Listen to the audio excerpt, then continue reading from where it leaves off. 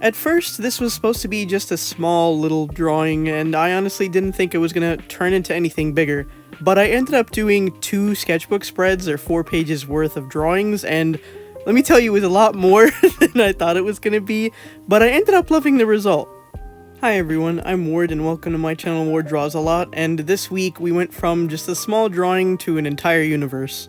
Let me introduce to you the Cloud King. See, originally I just did this character lying down and he didn't have a face, anything to him, but I wanted to put him onto something and kind of just, ground him so I don't have a character just randomly floating in the middle of the page, but he ended up floating on a cloud, and from there I was like, haha, what if I made him like, a Cloud King? And then I was like, hold up, I kind of like that idea. So it kind of just went from there to the max, which was doing the 2 sketchbook spreads. Now, because there was so much to color and draw and go back and forth, I had enough time to kind of develop a mini story in my head. I have kind of built something around this character, and of course I'd like to do way more, but I really want to sit down and actually write this down because I'm working a lot of this off of what I've talked to myself about, I don't know about you guys, but like if I'm in the car and I want to remember something, I'll talk to myself in the car about it. So so I had an entire conversation with myself about what kind of character this is and all of that stuff. So I guess let me start with that. Now, just a little mini preface.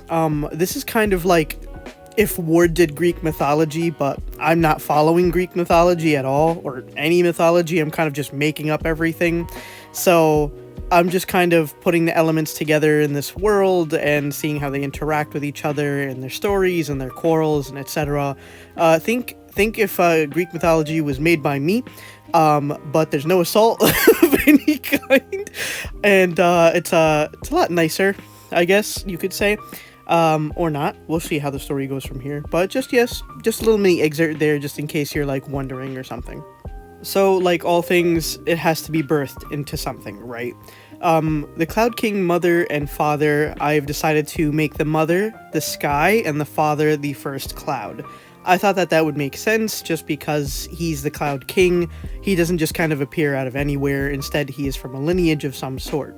Now, I don't want to get too much into the sky and the first cloud, which is also like the king and the queen, because I want to do a video separate on them as well, kind of talking about how they met together, fell in love, etc., etc. So I just want to leave it at that. He is the first, spawn of the sky and the cloud, so that's where we leave it at until I make a video for them too. So what was realized about the Cloud King from when he was very young is that he actually had the power to move clouds. This was something a little difficult to understand, mostly because clouds just kind of stayed in the same spot in the sky until a force great enough, like wind, which is another character that we'll get into one of these days, could move it. Now, the only thing is that wind can't always be all the way up in the sky to move the clouds. So, as a result, clouds just kind of stood still until wind had the chance to move them. You would think that a cloud would actually be pretty light and easy to move, and for the most part, you can put your hand through them, but that's the difficult part. You can't push the object that you can go through. So as a result, they saw from when Cloud King was a child that he could control the air by moving his hands hard enough to actually move the clouds out of the way. And the thing is about that is that there's so many clouds in the sky, it would take such an excessive force of energy to push every single cloud off into a different direction. So immediately they thought that was crazy that he could do something like that, and they began to hone his skills. Now, through working on these skills, they realized that the Cloud King had more than just the one power. Through honing his skills and kind of training, the Cloud King began to kind of form his muscular structure along with his strength. As a result, they found out by accident one day that he actually can also produce thunder and lightning. This was found out because after a training session, he felt, pretty good about it, so he closed his hands together in joy and realized that it made a thunderous noise. It was loud, really, really loud, to the point where everybody down on Earth could hear it. As he looked down at his hands when that happened, he saw that sparks started coming out of his hands. Once he moved his hands apart from each other, a massive rod of light started to form, so it increased in size the more his hands spread out. Once he saw that happen, he kind of panicked because it was something he'd never seen before and dropped it out of the sky, thus creating lightning. At that point, for a time reference, maybe he's in his late teens to early 20s. I don't know how to necessarily age these characters because they are otherworldly, right? But if I could equate it to something, he's still training and honing a lot of these skills at a teenage/young adult point in his life. It also takes such a long time to master and hone these skills, so finding out that he can finally create thunder and lightning after training for so long just on moving clouds in a certain way, it's honestly killing him inside. He's already tired. He's already like, oh shit, here we go. Like, I'm already gonna have to redo everything, basically start at point 1 because he's learned this new power that he has. So now another chunk of his life is basically just going to be training, honing those skills again, until one day they find out that he actually can produce rain on top of everything else. The discovery of like this skill / talent, whatever it's supposed to be, was different than the way he discovered his first two. Before, the first two talents were kind of like a self-discovery as of what he can do, but due to an outside source, he is able to understand why he can produce rain. The story that I've figured out, or at least tried to piece together, was something off of the idea of humidity, right? Because humidity causes rain a lot of the time. So as a result, humidity is a character within this world, and so is water vapor. The reason being is that water vapor, once it goes into the sky, kind of creates humidity. So water vapor and humidity kind of work together to almost like mess with or bother the Cloud King, especially because, heat rises upward, causing an excess of like, water vapor in the sky, and then that's what makes it rain. So the story goes is that water vapor and humidity were kind of like, they were a little goofy. They were like, you know what, let's go mess with the Cloud King because he's all the way up there and we're down here. So they rose up towards him to bother him. And as a result, the Cloud King saw them coming and was like, I don't want to deal with you guys. I got enough on my own plate because you guys just kind of, you're there, you exist, but the Cloud King actually has to work, right? So like their powers are within themselves, but the Cloud King kind of has to discover these powers and then use them for what he has to do as like a task or a responsibility, compared to humidity and water vapor, which are just, they exist, they're here, they already have their quote-unquote like skill or talent with them. So as a result, Cloud King tries to push them both down with his hands, and he realized that the force which he pushed them down with his hands actually changes the particles in the air from, air particles to water particles. So it goes from vapor to water, and then he realized that he can make it rain just from the sheer force of slamming his hands downward onto them. So now, on top of the fact that he can move clouds and create thunder and lightning, he now has the ability to make rain, and that's another skill that he has to hone. Now, from everything going on with Cloud King, from, training to the external sources bothering him, there's just so much going on his plate, and as a result, he's always really tired, which, as an indirect result, or direct result, I don't know, means he's also very grumpy. I don't know about you guys, but when I'm like super tired and I have to get up and I got a lot of bullshit going on, I'm not in a good mood, bro. So I decided to kind of play that into this character, that because he's expending so much energy and time and doing all this stuff and dealing with everyone and everything around him, I decided to just make him this kind of grumpy, mean kind of character. Now, it doesn't mean that that's his like natural side of him, right? That doesn't mean that that's what he normally is. Maybe normally he's pretty I guess nice or like of average mood or something. I still have to think about that.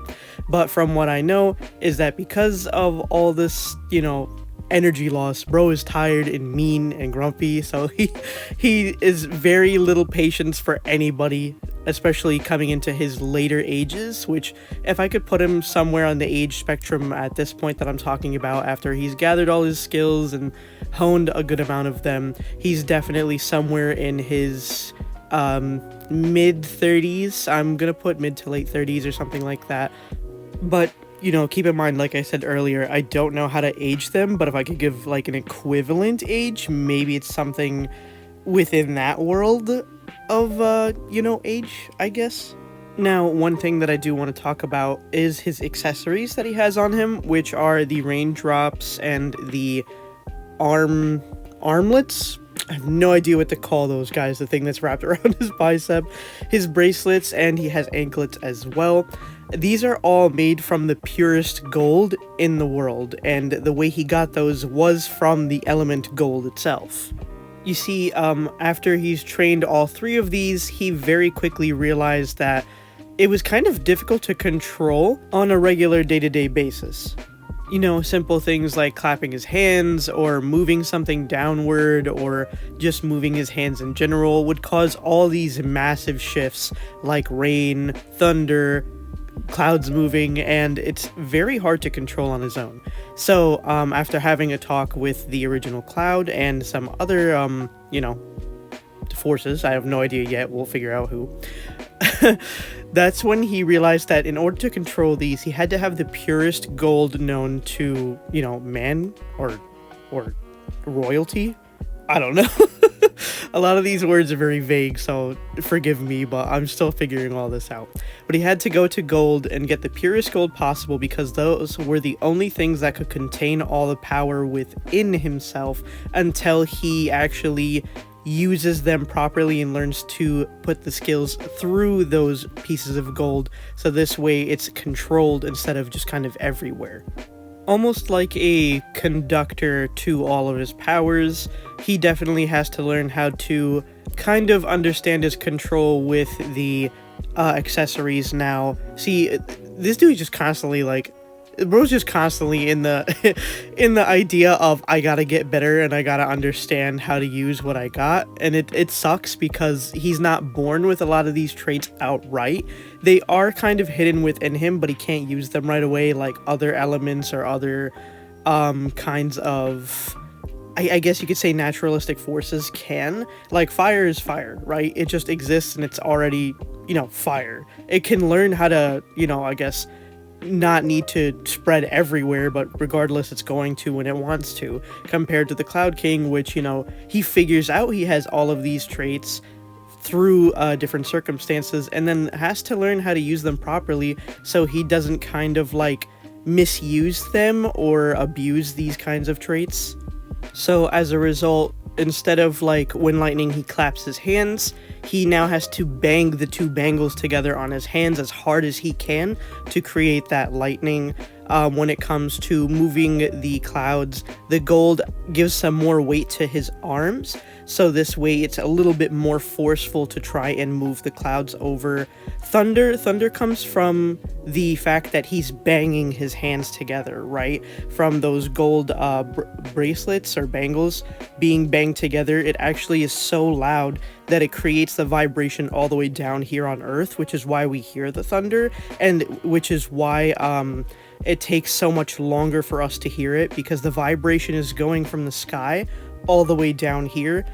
That also follows the rule of the speed of light is greater than the speed of sound, so you'll see his lightning first before you would see his thunder, which makes perfect sense in this case. A cool little fun fact about him is that he's actually less dense than a cloud is, and that's why he's able to sit on top of them. It's actually kind of funny because somebody who hits so hard and so heavy and has all this power is also super light and can sit on a cloud, so I thought that was funny.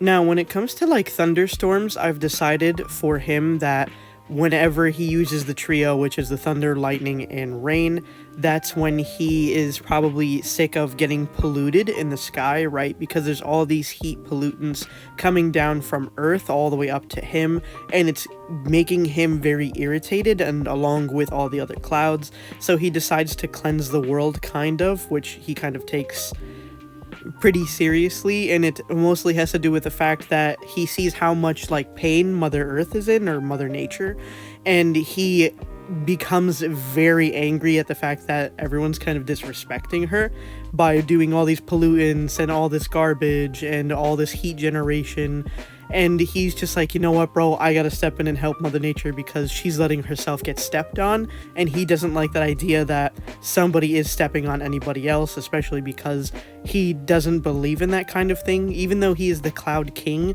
he doesn't see himself as a king. He sees himself as somebody with a job to do and a duty, and that he should honor and uphold it.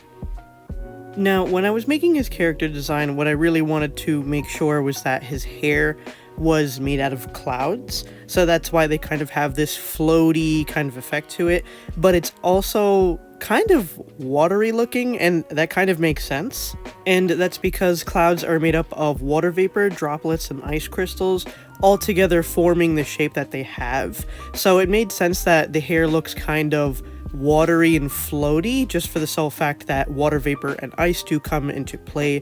I decided to go with a darker colored hair instead of a lighter colored hair, though. I know most of the time clouds are associated with like the white cloud, but we have to remember that clouds go from really light to really dark depending on the weather, and I decided to make his more of a play on darker, just because it would, I feel like, give a nice dynamic with him and his skin tone and features. Sometimes I don't like using too much white in a piece because it kind of, I don't know, it kind of makes it fall flat. It would have given a better cloud effect though, because most people associate clouds with like white fluffy things, but I feel like the darker cloud idea was a little bit more suited towards him and his personality. I also decided to make his eyes yellow, kind of like playing off of the whole thunder and lightning idea, so that made sense to me. When it came to his gold accessories, I was at first torn, right? Because I was like, oh, should I just color it in gold, so this way it looks like gold on the paper? Or should I use my Sigma Uniball, like, gold metallic pen?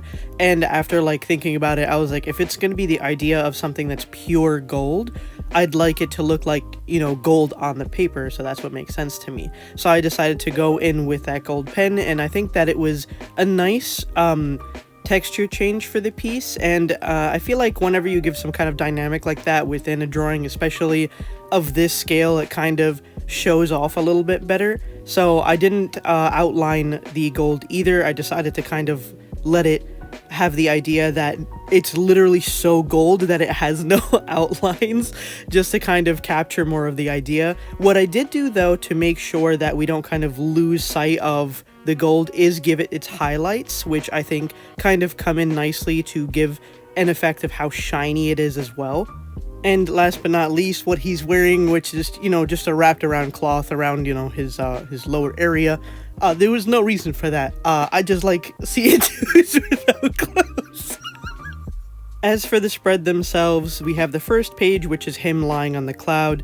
The second page, which is him with the whole thunder and lightning going on, and it shows like how powerful he is looking down on Earth. Then we have this spread right here. I decided to make it look like he's kind of moving the clouds, so from behind on the second page, and it would look like he's kind of swooping his arm around back, front, in front of him.